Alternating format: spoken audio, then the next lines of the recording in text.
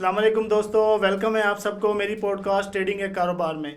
मैं हूं आपका होस्ट अब्दुल हफीज़। आज हमारा टॉपिक है डेरिव ब्रोकर के हवाले से। मेरे साथ हैं सैयद शुजात हुसैन बुखारी साहब। सर से जानने की कोशिश करेंगे ये ब्रोकर मार्केट में कब आया, ठीक है, और इसकी रेगुलेशंस क्या हैं और ये किस तरह काम कर रहा है, हम सर से जानने की कोशिश करेंगे। अस्सलाम वालेकुम सर। वालेकुम अस्सलाम। कैसे हैं सर? अल्हम्दुलिल्लाह जी। तबीयत से ठीक है जी अल्हम्दुलिल्लाह। सर, डेरिव ब्रोकर के हवाले से बताएं, ये कितने टाइम से मार्केट में काम कर रहा है और इसकी क्या रेगुलेशंस हैं और इसके काम करने का तरीका कार क्या है?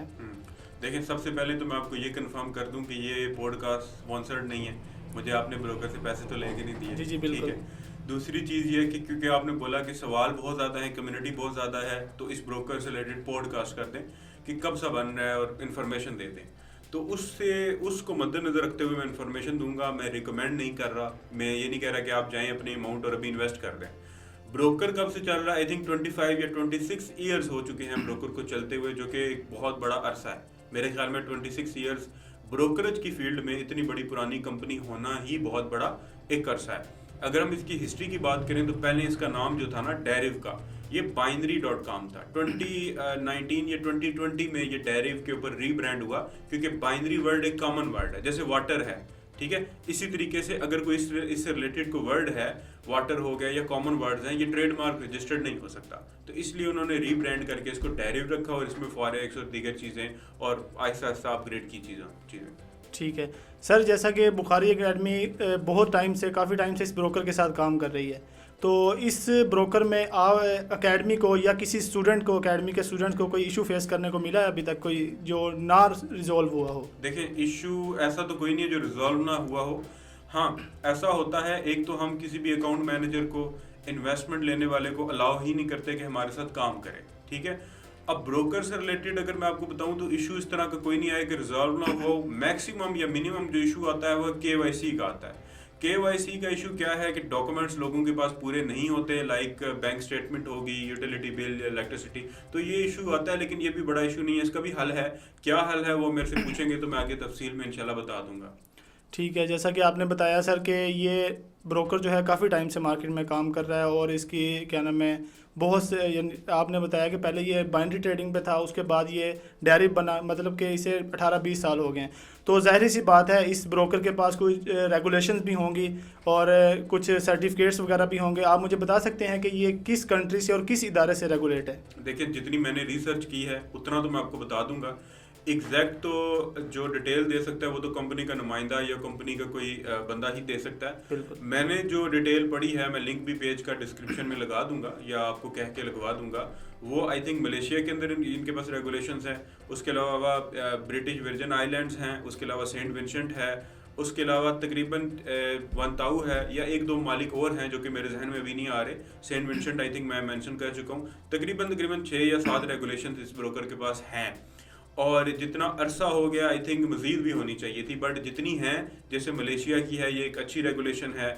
इसके अलावा एक दो कंट्री जो हैं वो अच्छे हैं, बाकी तो छोटी रेगुलेशन हैं वो तकरीबन सबके पास ही होती हैं। जी जी बिल्कुल। जैसा कि अब ये पॉडकास्ट है, इसे बहुत से न्यू लोग भी देखेंगे, स्टूडेंट्स भी देखेंगे, तो कोई न्यू स्टूडेंट या न्यू कमर इस ब्रोकर, आपके साथ ब्रोकर में काम करना चाहे तो आप उसको क्या क्या फैसिलिटीज़ प्रोवाइड करते हैं? देखिए, फैसिलिटीज़ अगर आप पूछ रहे हैं बूम एंड क्रैश रिलेटेड, वैसे तो फैसिलिटीज़ हमारी फॉरेक्स, अक्रॉस फॉरेक्स होगी, क्रिप्टो होगी, स्टॉक मार्केट होगी, चाहे वो पाकिस्तान स्टॉक एक्सचेंज हो या एजुकेशन का कोई भी काम हो, वो तो हम करते हैं। रही बात बूम एंड क्रैश से रिलेटेड, तो इसमें सिग्नल्स आपको मिल सकते हैं, सिग्नल ऐप मिल सकती है जहाँ पे डिस्कशन भी होगी, सिग्नल्स भी होंगे, टेक्निकल्स भी होंगे और दीगर चीज़ें भी वहाँ पे होंगी। इसके अलावा हमारे फ्री ग्रुप्स भी हैं।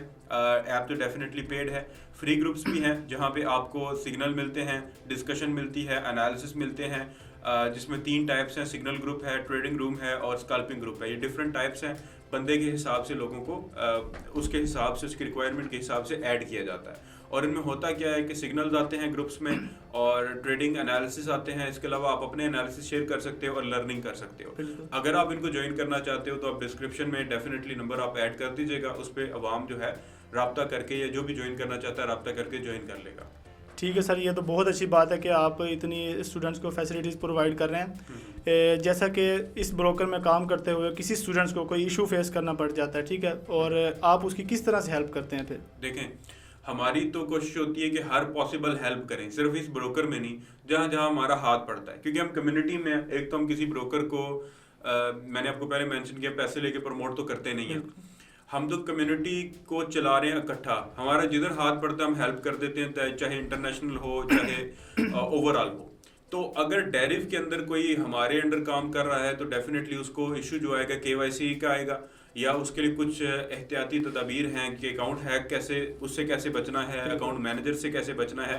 तो एहतियाती तदाबीरें अगर मैं बताऊं पहले कि अगर वो कैसे बच सकता है, जैसे अकाउंट मैनेजर्स हैं या कुछ स्कैमर्स होते हैं जो कि आपको ईमेल्स करते हैं, जैसे अक्सर डेरिव का एक इशू चल रहा है जो मैं यहाँ पे हाईलाइट करना चाहता हूँ कि डेरिव का शायद डाटा पब्लिक है या क्या हुआ, खास करके पेमेंट एजेंट्स को या वो लोग जो पब्लिक में मौजूद हैं उनकी ईमेल आती है उनको कि आपके अकाउंट में $5000 आ गया, और बिल्कुल डेरिव का जो टेम्पलेट है सेम वही मेल आती है, बट एड्रेस चेंज होता है। अगर कोई बंदा गौर करे, ये मेरे साथ भी हुआ है, अब बंदा वहां पे कोई क्लिक करके लॉगिन करेगा या पासवर्ड चेंज करेगा, उसका अकाउंट हैक हो जाएगा। तो मेक श्योर करें कि अगर आपको वेरिफिकेशन की मेल आई है, वेरिफिकेशन हो गई, आपका अकाउंट कैंसिल हो गया, कोई भी मेल आई है तो ईमेल एड्रेस लाजमी देखें कि क्या है। दूसरा, अपने अकाउंट के ऊपर 2 फैक्टर लाजमी लगा के रखें, क्योंकि अकाउंट हैक हो जाना इस इशू का कोई हल नहीं है। आपकी जीमेल हो जाए या डेरिव हो जाए, इशू आपको ये आता है कि आपसे अकाउंट वेरीफाई नहीं हो रहा, आपके पास डॉक्यूमेंट्स पूरे नहीं है। तो एकेडमी आपको हेल्प कर सकती है, कानूनी मदद दे सकती है कि कौन से डॉक्यूमेंट कहाँ से आप लेके अपलोड करें और अपनी KYC करवाएं, ठीक है। इससे रिलेटेड इसके अलावा आपको इशू आ सकता है डिपॉजिट विड्रॉ में, वहाँ पे भी आपको हेल्प कर सकते हैं। इसके अलावा आपको इशू आ सकता है दीगर लाइक ट्रेडिंग ऐप कैसे यूज़ करनी है या अकाउंट कैसे क्रिएट करना है, उसमें आपको हेल्प कर सकते हैं। ट्रेडिंग के अंदर भी हम आपको हेल्प कर सकते हैं, जो कि ब्रोकर का मामला नहीं भी है, लाइक ट्रेडिंग करना तो आपको पर्सनल इशू है ना, उसमें भी हम आपको हेल्प कर सकते हैं। तो आई थिंक अगर आपका फंड रियल है, आप कोई इलीगल काम नहीं करते, तो अकेडमी आपको 100% जो है वो सपोर्ट प्रोवाइड करती है जितना हो सके। अब 100% गारंटी जो है वो समझ लें कि वो ब्रोकर की हम तो नहीं उठाएंगे, ब्रोकर का नुमाइंदा आप बुलाइएगा पॉडकास्ट में, उससे बोलिएगा कि 100% गारंटी उठाए। हम तो ये कहेंगे कि हमें जहाँ पे जब हमारा हाथ पड़ता है, अभी रिसेंट में मैंने 2-4 ब्रोकर्स के इशू सॉल्व करवाए हैं, हालांकि मैं वहाँ पे काम कभी किया ही नहीं, सिर्फ ये है कि कम्युनिटी में हूँ, काम कर रहा हूँ, तो लोग जानते हैं वहाँ पे भी मैनेजमेंट में, तो जितनी पॉसिबल हेल्प होती है, हो सकेगी ना, वो करेंगे डेफिनेटली। बिल्कुल, जैसा कि आपने बताया कि स्टूडेंट्स के साथ जहाँ तक हेल्प हो सकती है हम करते हैं, मतलब कि रेगुलेशन से रिलेटेड हो गया, अकाउंट से रिलेटेड हो गया।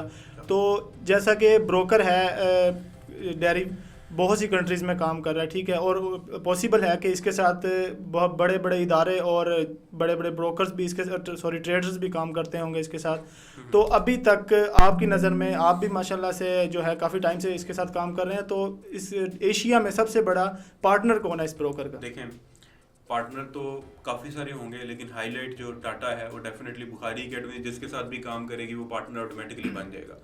उसका रीज़न ये नहीं है कि हम कोई ब्रोकर प्रमोट कर रहे हैं, उसका रीज़न ये है कि अगर हम किसी ब्रोकर का जैसे पॉडकास्ट में नाम ले रहे हैं, तो अब जिस प्लेटफॉर्म के ऊपर कोई भी देखेगा, व्हाट्सएप के ऊपर भी वीडियो सेंड हो रही होती हैं हमारी, डिफरेंट इंस्टीट्यूट वाले, एकेडमी वाले भी वीडियोस हमारी यूज़ कर रहे होते हैं या इंस्पायर होकर यूज़ कर रहे होते हैं। फिर हमें डिफरेंट पार्टनर्स भी देखते हैं कि अगर हम कोई ब्रोकर नाम भी लें या उनके साथ फोटो भी खिंचवाएं तो उनके अकाउंट्स बन जाते हैं, भाई फ़ायदा उनको मिल जाता है। जी। तो इस टाइम पे टॉप पार्टनर तो डेफिनेटली बुखारी अकेडमी ही है डेरिव का।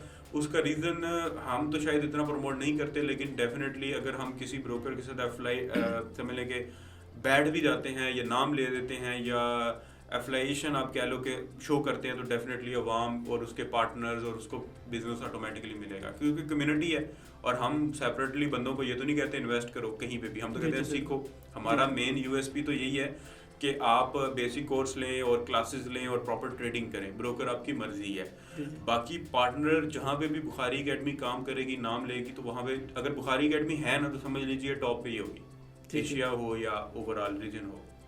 सर, एक और क्वेश्चन है आपसे डेरिव ब्रोकर के हवाले से कि इस ब्रोकर में आपको कौन सी ऐसी चीज़ जो एक अच्छी लगती है और कौन सी ऐसी चीज़ है जो बुरी लगती है? देखिए, ब्रोकर के अंदर कुछ चीज़ें अच्छी हैं कि सबसे अच्छी चीज़ रेगुलेशंस हैं, दूसरी अच्छी चीज़ 26 साल पुराना है, तीसरी अच्छी चीज़ ये है कि सिस्टम काफ़ी स्मूथ है, चौथी चीज़ पेमेंट एजेंट्स हैं, और पांचवी अच्छी चीज़ ये है कि बूम एंड क्रैश है, ठीक है, जिनको आती है उनको पता है कि क्या बेनिफिट है, और ओवरऑल इन्होंने फॉरेक्स में इंट्रोड्यूस करवा दिया है। और भी काफ़ी अच्छे फीचर्स हैं, लाइक बहुत ज़्यादा आपको तंग नहीं किया जाता।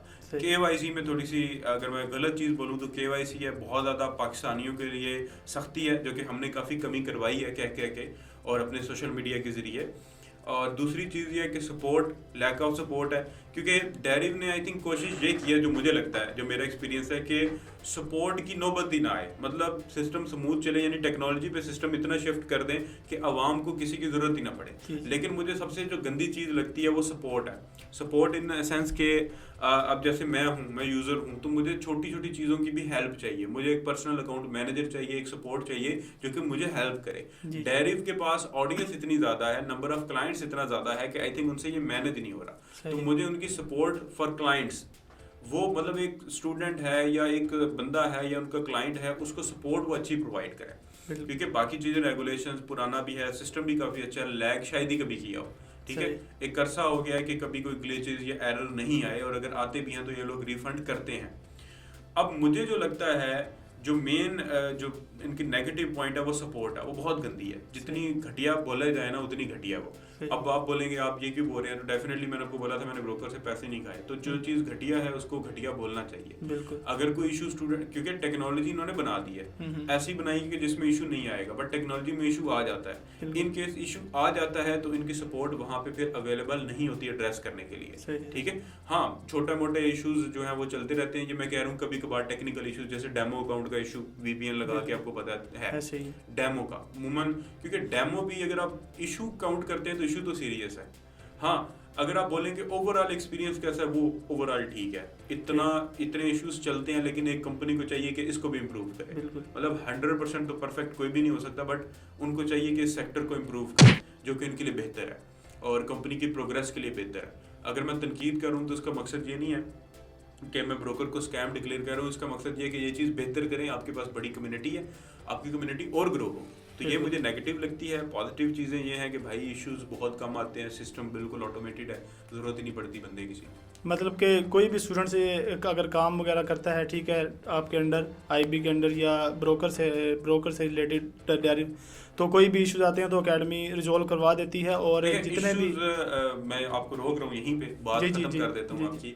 इश्यूज एक तो होता है KYC नहीं होती बंदों से, क्योंकि पाकिस्तान में हम आपको बैंक्स भी बड़े कम यूज़ करते हैं, फिर कुछ डॉक्यूमेंट्स हम वैसे ही नहीं करते, सिस्टम ही पुराना चल रहा है। तो KYC में हेल्प करेंगे, ट्रेडिंग में हेल्प करेंगे, और कोई इशू आ गया वो भी डेफिनेटली हमसे जितना हो सकेगा हम करेंगे, ठीक है। वो जो काम ब्रोकर को करना चाहिए ना, वो हम करेंगे उसके लिए। अगर ब्रोकर नहीं भी उसको रिस्पॉन्स कर रहा, हम उसकी जगह पे उसको रिस्पॉन्स करेंगे, उसको गाइड करेंगे। आप बोले 100% जितना हो सकेगा डेफिनेटली करेंगे। बाकी फंड्स आपने खुद सिक्योर करने हैं, ट्रेडिंग में लॉस होता है, ये जहन में रखना है। हम आपको कभी भी नहीं कहेंगे कि बगैर सीखे बगैर समझे ट्रेडिंग के अंदर आप कोई भी ब्रोकर हो, डेरिव नहीं, कोई भी हो, आप ट्रेडिंग करें। हेल्प जितनी हो सकी, अगर कोई बंदा करता है, हमारे प्लेटफॉर्म पे आके करता है या करना चाहता है, तो हेल्प तो करेंगे, सपोर्ट करेंगे इंशाल्लाह। दोस्तों, उम्मीद है आज की पॉडकास्ट आपको बहुत पसंद आई होगी। अगर डेरिव ब्रोकर के हवाले से या अंडर एकेडमी काम करने के हवाले से आपका कोई क्वेश्चन हो तो आप कमेंट में मुझे लाजमी बताइएगा। तब तक के लिए इजाज़त चाहूँगा, अपना ख्याल रखिएगा, सेफ ट्रेडिंग, अल्लाह हाफिज़।